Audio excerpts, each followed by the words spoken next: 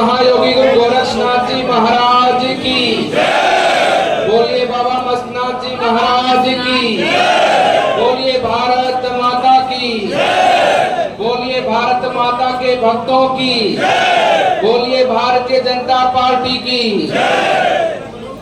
आज हमारे सोनीपत विधानसभा के समस्त कार्यकर्ताओं से, आप सभी जनता जनार्दन से मिलने का शुभ अवसर मिला है। देखिए, मंच पर तो सब लोग बैठे ही हैं, लेकिन हमारे लिए और हमारे मन और भाव से सदैव जो सामने हमारे जनता विराजमान होती है वो हमारे लिए वंदनीय है। सबसे पहले तो आप सभी कार्यकर्ताओं की सादर उपस्थिति को मैं प्रणाम करता हूं, आपका अभिनंदन करता हूं। आज आपके हमारे अपने युवा साथी निखिल मदान जी के समर्थन में यहाँ पर मुझे आने का अवसर मिला है और अगले लगभग 1 महीने आपके बीच में रहने वाला हूं। और ये तो नाथ संप्रदाय की भूमि है।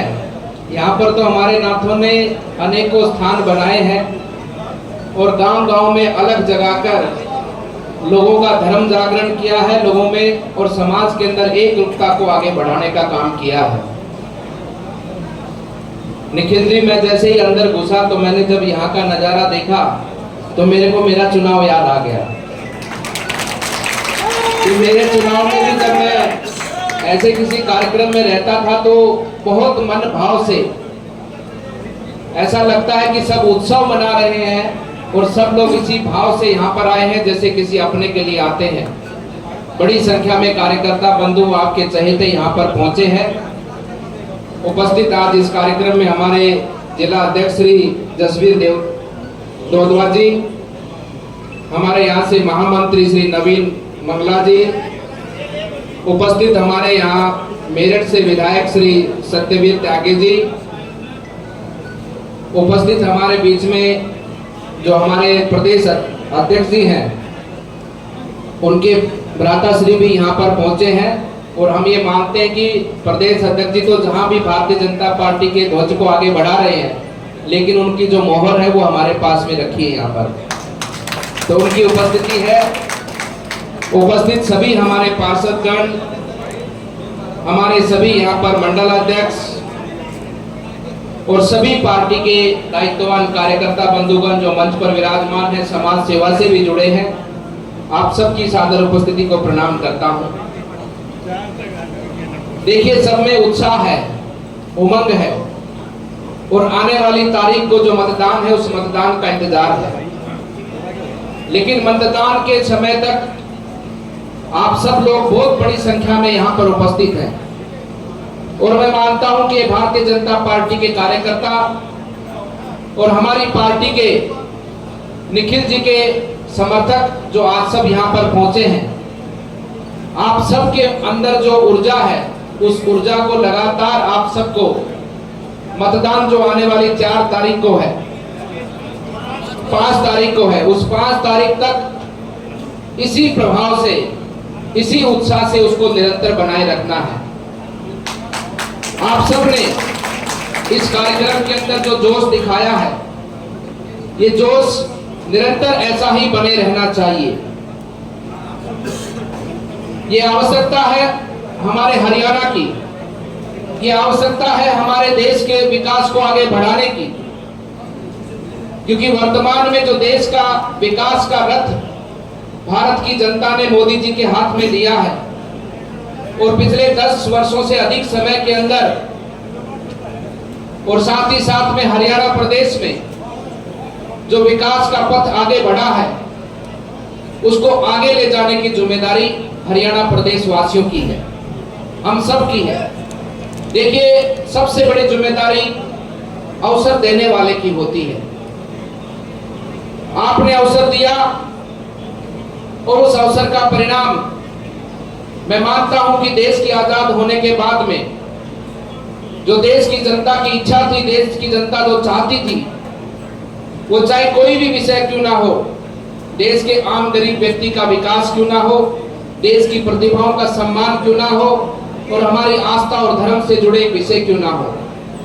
मैं उन बातों में दोबारा नहीं जाऊंगा, लेकिन आपने अवसर दिया और उसको पूरा कर भारतीय जनता पार्टी ने दिखाया है। आगे भी उस रथ को आगे ले जाने वाले आप ही हैं। ये वर्तमान पीढ़ी और आने वाले भविष्य की पीढ़ी आप ही को ही साधुवाद और धन्यवाद देगी, क्योंकि आप ही के निर्णय के कारण देश आने वाले समय पर एक विकसित राष्ट्र बनने वाला है।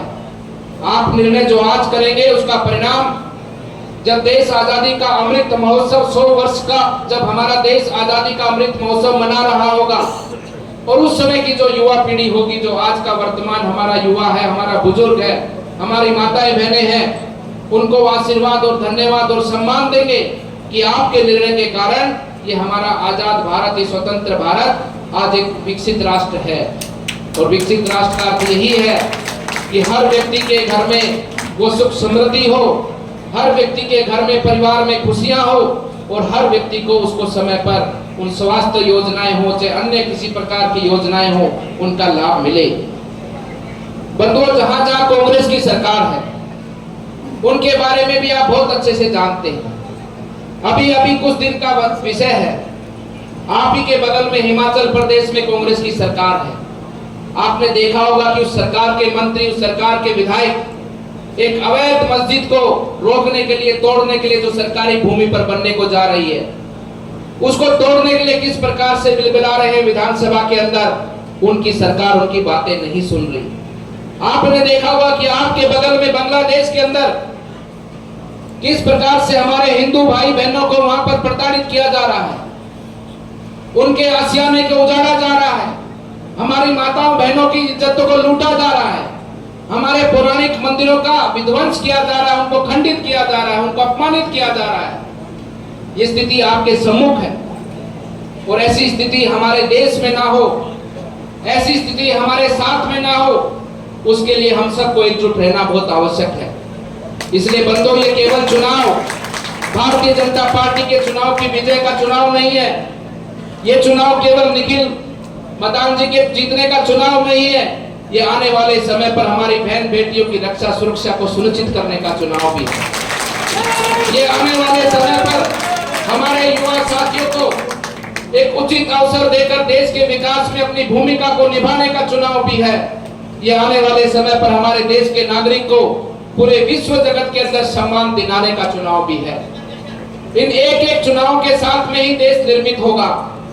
अभी तो 10 वर्ष हुए हैं, अभी देश के अंदर काम करने की बहुत आवश्यकता है, बहुत सी चीजों को संभालना है, संवारना है और देश के युवाओं के भविष्य को आगे बढ़ाना है। बुजुर्गों का सम्मान और बुजुर्गों की रक्षा सुरक्षा उनको दिलानी है, माताओं बहनों की रक्षा सुरक्षा उनको करानी है। इन सब विषयों को लेकर ये चुनाव है। इसलिए बंधुओं, ये चुनाव जिस प्रकार से आप लोग आज जोश के अंदर हैं, मैं फिर वही बात कहूंगा कि जोश आपका कम नहीं होना चाहिए और ये जोश आने वाले 5 तारीख को वोट में परिवर्तन हो, वोट आपके माध्यम से परिवर्तन हो, इस प्रकार से आपका इस चुनाव का अभियान आगे बढ़ना चाहिए। निखिल जी, यहाँ पर पूरे विधानसभा क्षेत्र में 203 बूथ हैं।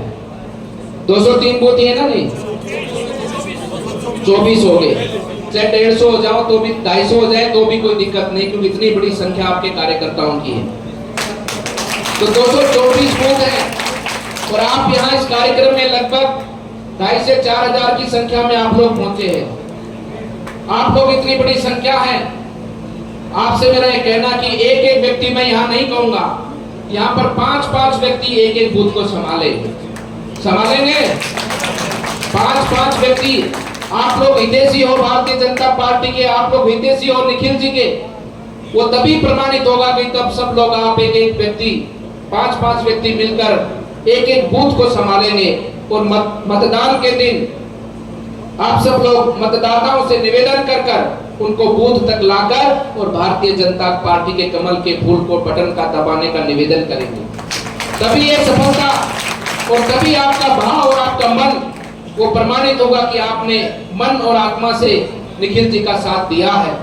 निखिल जी ने तो देखो पूरे शहर की गलियों को साफ किया है पार्षद रहते हुए, आप सबकी सेवा की है। पार्षद से तो मैं बनेगा भाई, डायरेक्ट मेयर बना, चलो कोई बात नहीं, पर लेकिन बनता तो पार्षद के माध्यम से ही है।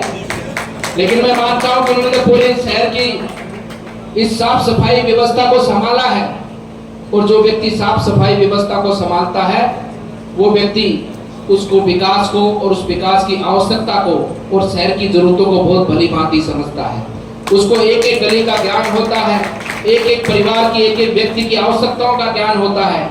और मैं मानता हूं कि भारतीय जनता पार्टी ने बहुत ही सोच समझकर आपके बीच में अपने भाई को, आपके भाई को, आपके बेटे को उतारा है, और आप जो मैंने बातें कही हैं उन बातों का पूर्ण रूप से निर्वाह करेंगे, और आने वाली 5 तारीख तक एक एक बूथ को संभालकर मतदाताओं को बूथ तक ले जाकर भारी बहुमत से भारतीय जनता पार्टी को यहां से जिताकर कमल के फूल को खिलाने का आप सब लोग कार्य करेंगे।